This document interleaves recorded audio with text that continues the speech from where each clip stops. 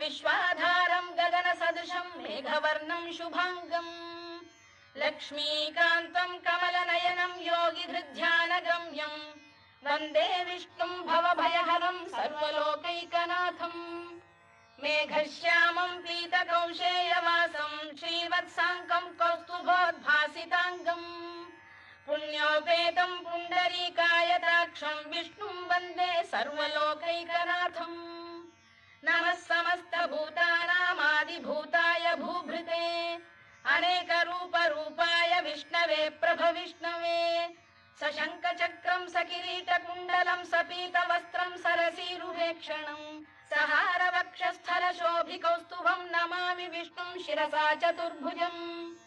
छायायां पारिजातस्य हेमसिंहासनोपरि आसीनम्